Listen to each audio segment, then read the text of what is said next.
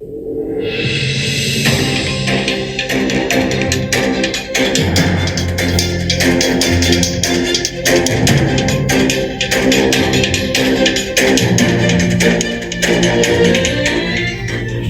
mon bandiraɓe sehilaɓe heɗotoɓe radio sare hande ko ñalawma alet non dimanche hawri ko 2 lewru février hitande ujunnaje ɗiɗi e nogas jeegom habaruji moɗon ɗemgal Pulaar titruji men ɓurɗo mawɗo guidiren ko toon to Washington ono kanko Donald Trump ko gouvernement makko ko uddidemi muɗum tuggi samedi hanki ɗum noon sibabude kamɓe républicain ji gardugol kanko Mike Johnson ɓe jaɓani facture gomiɗo toon mo Sénat woosi o ɗum gartoto ko lendi hawnaki nden maɓe ƴeewa haalde hol peeje mbaɗata ha hande habaruji men to États-Unis tugnadi kadi ko yalti hono toon to Texas serɗiyanke goto démocrate gañima toon ɗum noon golɗon gañugol kadi ma ussi wonde keewi kamɓe républicain jogui contre démocrate en toon to sud représentant habaruji men international manaw en toon to Sénégal hono kanko Doudou Wade ɗum noon ko mo haaluma haltano wiye wonde ko ronkama yiyete ne wayno windi e nder Facebook oyi kanko hoore makko ma o yaa toon to sécurité urbaine ɗum noon ko toon to police o wawa présentude hoore makko kono o haali wi wonde hay convocation goto heɓani ma en kettoton kadi jawbol hono kanko joguiɗo konngol toon to laamu Benin ɗum noon jabtade kanko hono kanko général Abdourahmane Tiani gardi leydi Niger ko takkuno Benin Côte d'Ivoire e France pour janngu bannungu toon to aéroport mabɓe toon to Niamey ko ɗum won titruji men ɓuuri mawdiri oɗo journal ma en gartu joni jañɗen hen siftindon tan hande ko alet hawri kono 2 lewru février hitande ujunnaje ɗiɗi e nogas e jeegom ma en gartu joni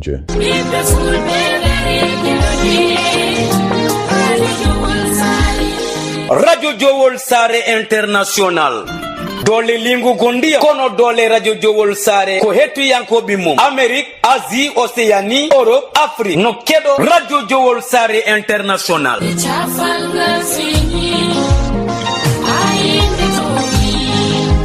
wonande jogiiɓe publicité jokkondir eya Radio Jowol International caggal indicatif Mauritanie waɗa 46 53 84 09 walla mbaɗa 44 18 77 18 walla mbaɗa indicatif dowlaji dendude Amérique plus 1 513 668 03 94 bandiraɓe musidɓe tedduɓe heeɗi min Abou Diobo El Hadji Ngori momi hetto Radio Jowol International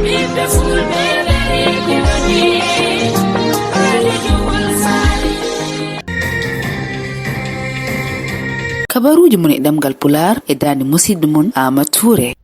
bandiraɓe sehilaɓe heɗotoɓe radio Jowol Sare habaruji men États-Unis puɗɗoɗen ko toon to Washington kay tugnadi ko yalti hono kanko pambandi ene wayno o wullitinoma toon to cour fédéral wonde hon juge James Borsberg ɗeɓi funtude hono John Robert garde cour suprême pour wiide wonde ko kamɓe département de justice walla kamɓe laamu Trump ɓe ɗoftata ko jamiroje ñawoɓe ɗum noon e nder ko complainte makko kanko pambandi ko haali o wi wonde ko oɗo juge mo ganduɗa ko ancien président Barack Obama waɗi ɗum toon o wi wonde ko haaluji bonɗi contre laamu Donald Trump ɗum noon kadi ne wayno waɗi complainte pour kañum hoore mum yo itte place muɗum goɗɗon gullitagol nde yeehi toon to cuuɗi ñawoji mawɗi ene wayno ko kanko abade manko de kanko pambandi ne wayno werlama wiyama wonde ko ɗum on ko haalanno ko ene wayno on joddinoko John Robert ɗum noon ko jewte privé hakkude men e kadi ene wayno ko kanko hoore makko ko haalata ko wona pour fortude John Robert walla fortude bawɗo wonde fof pour ayo wadde hunde contre laamu Donald Trump siwtinoɗon toon ko kanko James Borsberg ene wayno ko kanko hoore makko sali Donald Trump wi wonde wawa hutorade kullal Alien Enemy Act ɗum noon ko hunde hutorade hitande ujunere temedde capanɗe jeenayi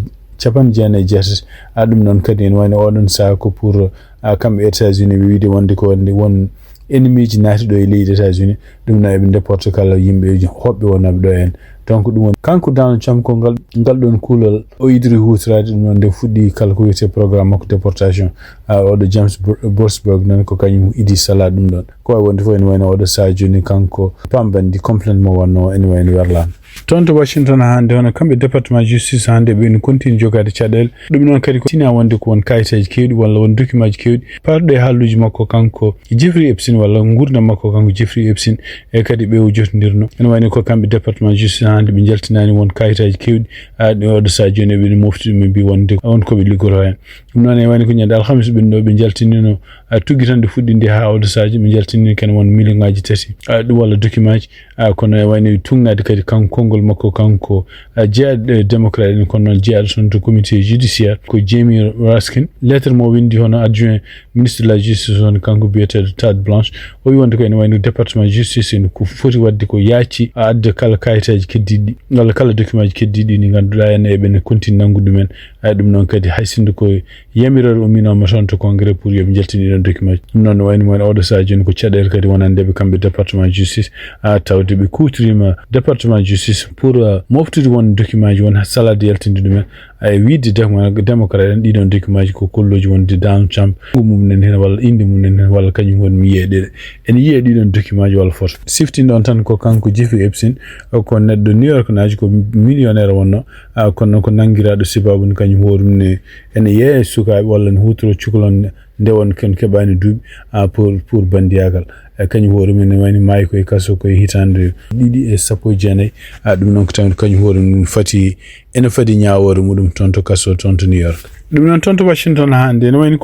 oɗo ñalawma dimanche woni ñalawma ɗiɗaɓa hono kamɓe gouvernement Donald Trump kañum hoore muddi baafi muɗum ɗum go mbiyata shutdown ɗum ɗo fof noon ari ko caggal nde ñande aljuma kikinde hono kamɓe Sénat ɓe mbayino wadde son facture goto facture o kadi ko kanko Donald Trump président mo États-Unis ko kanko nanodirno e démocrate oɗon facture yo woot hay sinde ɓe jaaɓi wonde ko fati immigration ittn caggal muɗum ɓe gartu e jonde ɗiɗi caggal mum pour haalde ko fati immigration kono onon facture nde yetti toon to suudu représentant hono kanko Mike Johnson en wani ko calli ɗum ɗon wi wonde ko il faut ko facture goɗɗo vote taw facture on waɗi fof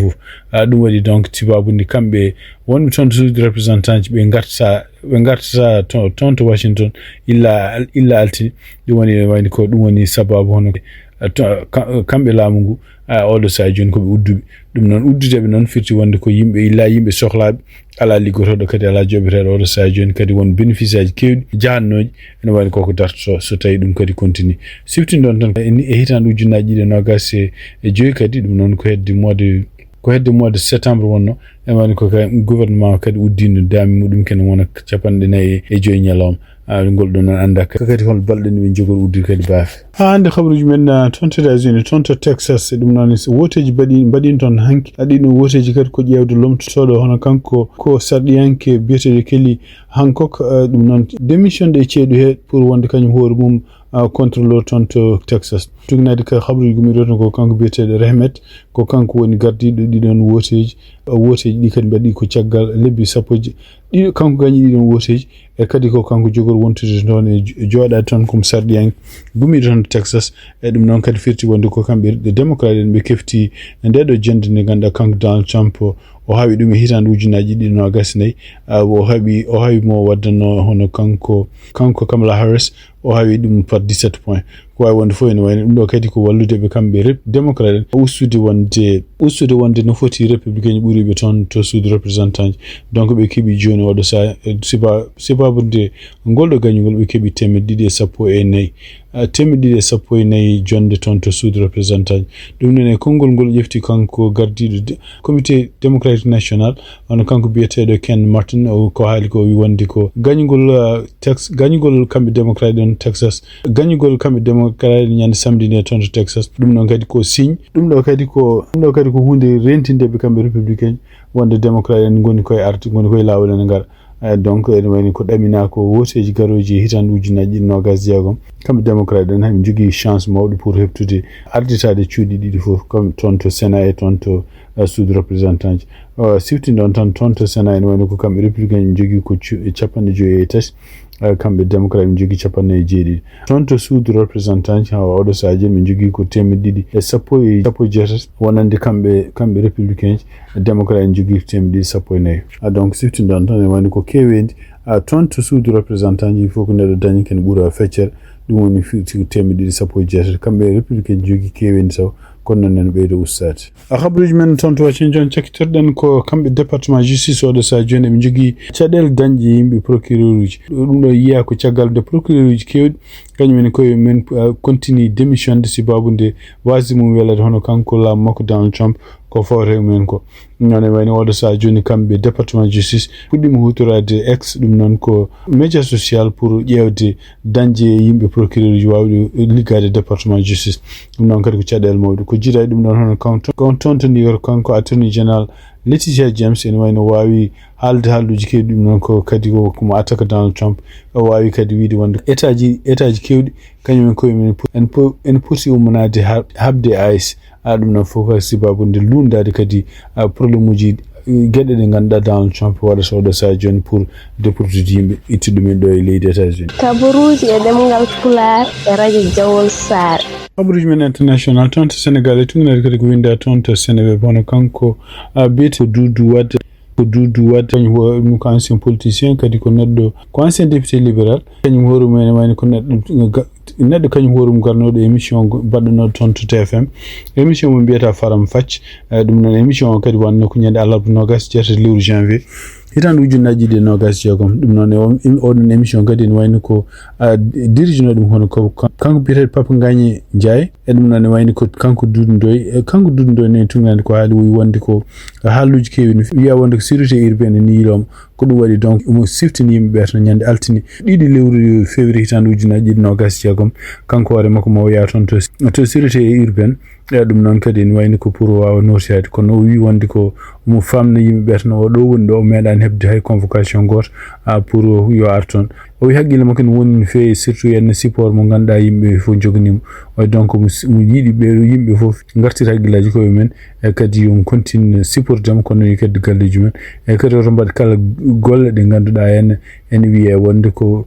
golle gaddoje jibru e public ko wawi wonde fof ɗum noon ko kanko windi ɗum e page makko Facebook siftini noon tan ko kanko gardinoɗo ɗon émission wona Papa Ngagne Ndiaye kanko hoore makko o convocama toon to sécurité urbaine o wawi heɗede kono ene wayno o accitama donc siftini ɗon tan oɗon émission ene wayno ko kanko Moustapha Diakité e kanko Doudou Wade kamɓe ɗiɗi fof ko kamɓe gonno toon invité ji e kadi haalluji ɓe kalanno hen ni ko ene wayno ko haalluji yennude gouvernement Sénégal surtout yenno ko fate justice leydi ndi wadde haysino convocaka feldisi wiide e windude page makko Facebook o wi wonde ko ñande altini kanko hoore makko mo yaa toon to sécurité urbaine o wawa notade o ƴeewa koɓe so tawi ɓe cuflima habaruji men nde toon to Benin tugnade kadi ko yalti toon to Seneweb hono kanko porte-parole gouvernement Benin Wilfred Leonja Humbeji e nder konguɗi ɗi o haali ɗum o filtini haala nde ganduɗa kanko général Abdourahmane Tiani o haalno ɗum noon caggal nde o yeehi yillu e yaade to aéroport mabɓe mawɗo gonɗo toon to Niamey